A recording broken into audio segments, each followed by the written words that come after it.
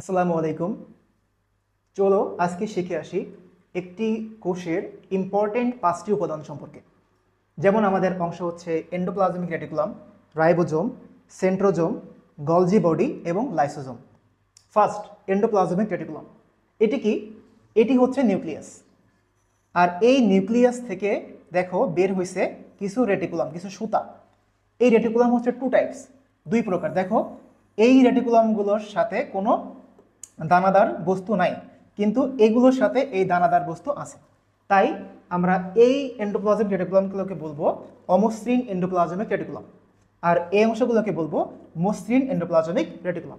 এগুলো কেন অমসৃণ আমরা সবাই জানি, এর সঙ্গে লাগানো থাকে রাইবোজোম। আর রাইবোজোমের ফাংশন যেহেতু প্রোটিন সিনথেসিস করা, প্রোটিন তৈরি করা, এজন্যে অমসৃণ এন্ডোপ্লাজমিক রেটিকুলামের কাজও প্রোটিন তৈরি করা। পক্ষান্তরে এই মসৃণ এন্ডোপ্লাজমিক রেটিকুলামের কাজ হচ্ছে তারা লিপিড সংশ্লেষণ করে। Then ribosome. What is ribosome? Ribosome is called the protein factory of a cell. রাইবোজোমের মেন কাজই হচ্ছে প্রোটিন তৈরি করা। এই রাইবোজোমকে আমরা দুই ভাগে ভাগ করতে পারি। একটিকে বলা হয় 70S রাইবোজোম, অন্যটিকে বলা হয় 80S রাইবোজোম। আমরা জানি উন্নত শ্রেণীর প্রাণীতে বা জীবে থাকে 80S রাইবোজোম, আর যেগুলো অনুন্নত শ্রেণী তাদের থাকে 70S রাইবোজোম। এই 70S রাইবোজোমকে আমরা দুইটা সাব ইউনিটে ভাগ করতে পারি। একটি হচ্ছে 50S এবং 30S, আর 80Sকে ভাগ করতে পারি 60S আর 40S। এগুলো আসলে যোগফল নয়। যদি তুমি যোগ করো যে 60 আর 40 মিলে তো 100 হয়, তাহলে কীভাবে এটা 80S হলো? বা 50 আর 30 মিলে তো 80 হয়, তাহলে কীভাবে এটা 70S হলো? অ্যাকচুয়ালি এস মিনস ভেদবার্গ একক। ভেদবার্গ একক এগুলো আমরা সাধারণত সেন্ট্রিফিউজ করার মাধ্যমে বুঝতে পারি। যেমন 50S সাব ইউনিট এবং 30S সাব ইউনিটকে যদি আমরা সেন্ট্রিফিউজ করি তাহলে 70S রাইবোজোম তৈরি হয়। আচ্ছা, next topic, centrosome. What is centrosome? Centrosome is the combination of two substance. একটা হচ্ছে সেন্ট্রোস্ফিয়ার, একটা হচ্ছে সেন্ট্রিওল। সেন্ট্রোস্ফিয়ার মিনস এই যে তরল যে সাবস্টেন্সগুলো থাকে সেগুলোকে আমরা বলবো সেন্ট্রোস্ফিয়ার, আর এই যে দুইটা দণ্ডাকার জিনিস এটাকে আমরা বলবো সেন্ট্রিওল। এই সেন্ট্রোজোমের ফাংশন কি? সেন্ট্রোজোমের মেইন ফাংশনই হচ্ছে সেল ডিভিশন, অর্থাৎ কোষ বিভাজনে সাহায্য করা।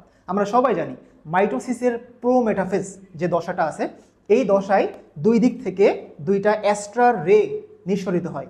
ওই অ্যাস্ট্রার রে এসে একটি মাকুতন্তু তৈরি করে। এই যে অ্যাস্ট্রার রে তৈরি হয়, মাকুতন্তু তৈরি হয় বা ট্রাকশন ফাইবার তৈরি হয়, এগুলো কে করে? এগুলোই করে হচ্ছে প্রাণীকোষে সেন্ট্রোজোম।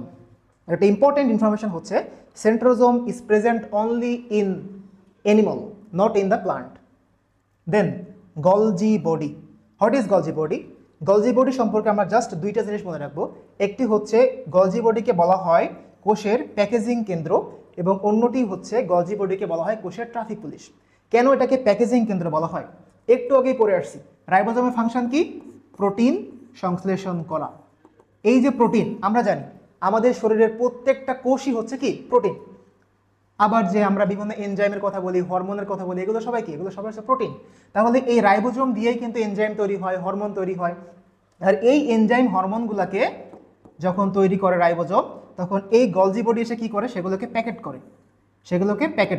প্যাকেট করে সেগুলো আমাদের রক্তের মাধ্যমে পরিবহন করে। Then lysosome.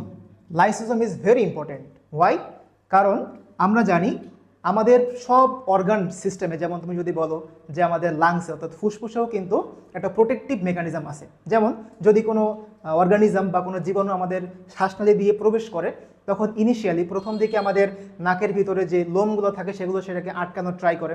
যদি সেগুলো আটকাতে না পারে, তখন আমাদের শ্বাসনালীর ভিতরে যে মিউকাস থাকে, এই মিউকাস সেগুলোকে আটকানোর ট্রাই করে। যদি তাও না পারে, ওগুলো যখন লাংসের ভিতরে অ্যালভিওলাসের ভিতরে যায়, তখন অ্যালভিওলার ম্যাক্রোফেজ সেটাকে ডিস্ট্রয় করে।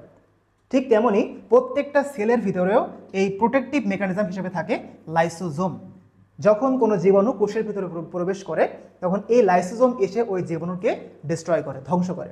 তবে লাইসোজোম সম্পর্কে আমরা আরও একটি ইনফরমেশন জানি, সেটি হচ্ছে লাইসোজোমকে বলা হয় সুইসাইডাল ব্যাগ বা আত্মঘাতী থলিকা। কেন? কারণ লাইসোজোম যেমন ভালো, তেমন যদি পরিবেশ খারাপ হয়ে যায়, যদি এনভায়রনমেন্ট উল্টাপাল্টা হয়ে যায়, তখন লাইসোজোম কিন্তু আবার আমাদের জন্য খারাপ। কিভাবে? দেখো, এই যে লাইসোজোমের ভিতরে যে এনজাইমগুলো থাকে, যে ডাইজেস্টিভ এনজাইমগুলো থাকে এগুলো very dangerous for our cell, এই জন্য সেগুলোকে সুন্দর করে একটি প্যাকেটিং করে রাখা হয়েছে। কিন্তু যদি পরিবেশের একটা কোষের পরিবেশের কোনো ত্রুটি হয় বা ওই কোষের খাবারের অভাব হয়, তখন লাইসোজোম কি করে, তার এই প্রাচীরগুলোকে ডিস্ট্রয় করে, এই প্রাচীরগুলোকে সে ভেঙে ফেলে। তখন এর ভিতর থেকে যে ডাইজেস্টিভ এনজাইম আছে সেগুলো কোষের ভিতরে চলে আসে, তখন সম্পূর্ণ কোষটা একেবারে ডাইজেস্ট হয়ে যায় বা ডিস্ট্রয় হয়ে যায়। এই জন্যই আমরা লাইসোজোমকে বলি the suicidal bag of a cell or আত্মঘাতী থলিকা। তো আজকে আমরা 5টা জিনিস পড়লাম, আজকে এই পর্যন্তই। Thank you very much.